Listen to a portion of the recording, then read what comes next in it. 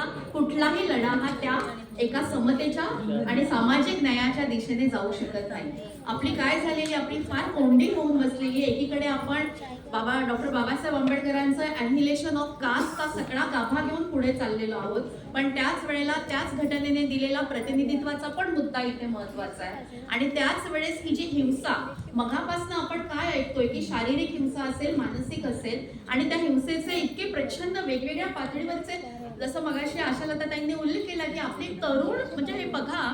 काय आहे, आपण इथे या संपूर्ण सभागृहामध्ये खूप वेगवेगळ्या वयाचे इथे लोक बसलेलो आहोत, पण एक तरुण जी मुलगी आहे की जी एक स्वप्न घेऊन जी भारताची एक होणारी नागरिक आहे, एक मुलगी आहे, तिच्या समोर एक खूप मोठं आयुष्य आहे पुढे पसरलेलं, त्या मुलीला आजच्या घडीला, आज म्हणजे जिथे आपण असं म्हणतोय की हा सुवर्ण महोत्सवी आमचा सगळा प्रवास झालेला आणि आम्ही आता पुढच्या 50 वर्षाचा प्रारूप आणि त्या सगळे ठराव आणि दिशा आम्ही आता मांडू पाहतोय, पण एका मुलीला हे ज्या पद्धतीने वाटतं आणि तिला बोलता बोलता तिचा सगळा कसा म्हणजे श्वास हे होतो, ती बोलू शकत नाही. मला असं वाटतं की हे आजच्या भारताचं वास्तव आहे, हे वास्तव आहे आजच्या भारताचं. ज्यावेळेस आपण म्हणतो ना की आता माझं स्वतःचं मी ज्या घरामध्ये राहते तो ठाण्यामधलं एक इटर्निटी सारखं एक अतिशय चांगल्या वस्तीमध्ये, पण माझ्याकडे ज्या चपात्या करायला ज्या ब्राह्मण ताई येत होत्या, त्यांना जेव्हा माझी जात कळली तेव्हा त्यांनी माझ्या घरामध्ये पाणी पिणं खाणं सोडलं. जेव्हा त्यांना तहान अनावर झाली तेव्हा त्यांनी सिंकचा नळ सोडला आणि ओंजळीने त्या पाणी पिऊ लागले. हे अशा कितीतरी घटना, कित्येक प्रसंग की जे आता माझं वय आता 60कडे मी प्रवास करते आहे, आम्ही सगळ्याच जणी, पण आमची जी पुढची पिढी आहे जी आता वेगवेगळ्या क्षेत्रामध्ये एक अतिशय स्वतःची एक मुद्रा उमटवत चाललेली आहे, त्यांच्या वाट्याचा सुद्धा जर आपण अनुभव जर तिथे तरी तरुणाई जर इकडे आणली ना आपण, तर ती तरुणाई तेच बोलेल जे खैरलांजीमध्ये प्रियांका गोतमांगे काय करत होती, ती 10वीला पहिली आली. राज्यघटनेने दिलेल्या अतिशय आपला एक जे उन्नयन आहे, माणूस म्हणून जे उन्नयन आपल्याला करायचं आहे आणि जे मूलभूत अधिकार आहेत की जे संपूर्ण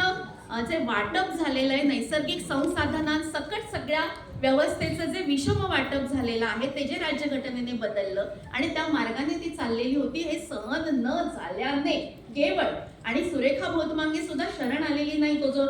रस्ता जात होता हे सगळं आपल्याला माहिती आहे. आणि त्या पद्धतीने ज्या संपूर्ण गावाने ज्या पद्धतीने हे सगळं दर्दनाक अशा पद्धतीचं जे हत्याकांड घडवलेलं आहे, याच्यामध्ये जेव्हा आपण असं म्हणतो ना भगिनी भाव, ही आपली एक फार मोठं सुंदर घोषवाक्य आहे, पण त्या भगिनी भावाला तडे देणारी ही इथली जात व्यवस्था आहे, छेद देणारी. म्हणजे जेव्हा कम्युनल राईट्स होतात तेव्हा हिंदू बायका मुसलमान बायकांच्या विरोधामध्ये उभे राहतात. ज्यावेळेस असे सगळे जाती हत्याकांड होतात त्यावेळेस उच्चवर्णीय स्त्रिया या उच्चवर्णीय पुरुषांच्या जे शोषण करणारे असतात त्यांच्या हातात हात मिळवणी करतात. त्यामुळे आपला जो लढा आहे ना किंवा आपले जे सगळे मार्ग आहेत ते मार्ग खूप गुंतागुंतीचे, तो इतका सरळ रेषीय असा प्रवास नाही. आणि म्हणून आम्ही पण नेहमी म्हणतो की स्त्रीवाद ही एकजिन्सी, एकरेषीय, सरळ अशी जाणारा असा हे कोटीक्रम नाही. आम्ही सगळे पण तरीही आम्ही जोडलेलो आहोत, म्हणजे स्वायत्त जरी असलो, आमचे प्रत्येकाचे प्रश्न हे धार्मिक पातळीवर, जातीय किंवा समूहाच्या पातळीवर आमच्या वेगवेगळ्या जरी ओळखी असतील, पण तरी सुद्धा ह्या सगळ्या आता जर आपण अशा सुट्ट्या पद्धतीने जर लढू लागलो तर आजच्या फॅसिस्ट शक्तीला, जो सगळ्यात मोठं आपलं जे शत्रू आहे, त्या फॅसिस्ट शक्तीला खूप मोठं बळ मिळत जाणार आहे. आणि म्हणून मला असं वाटतं की राष्ट्रीय गुन्हे चा जो नोंदणीचा जो रिपोर्ट आहे, तो रिपोर्ट जरी आपण पाहिला तरी आपल्या असं लक्षात येतं की दरवर्षी जातीय हिंसाचाराची जी संख्या आहे ती संख्या कैक पटीने वाढत चालली आणि ते सगळं उपलब्ध आहे. शिवाय आम्ही मध्ये असं म्हटलं होतं की एक आम्ही ऑनलाईन चर्चासत्र सुद्धा घेतलं, तेव्हा सुद्धा असं झालं की 17व्या मिनिटाला दलित बाईवर बलात्कार होतो. म्हणजे एकूणच वंचित असं मला म्हणायचं की 17व्या 16व्या मिनिटाला, प्रत्येक 16व्या 17व्या मिनिटाला हा बलात्कार होत असतो. त्यामुळे जो समाज की जो सर्व अर्थाने वंचित आहे आणि ज्याच्यावर खरं तर पिढ्यानपिढ्या शतकानुशतके इतके प्रचंड जातीय हिंसाचार झालेला आहे, तो समाज ज्या संविधानाने मार्गाने दिलेल्या याच्यावर वाटचाल करतोय, तो हा जो इम्बॅलन्स म्हणजे आता जे निशाने सांगितले ते वेगवेगळ्या अर्थाने समजून घेण्याजोगं आहे. खरं तर मी माझ्या एका कवितेमध्ये लिहिलेलं आहे की हे तूच दिलेलं द्रष्टेपण भीमा, की आम्ही अजूनही घेतला नाही एकही ग्रेनेड बॉम्ब हातात.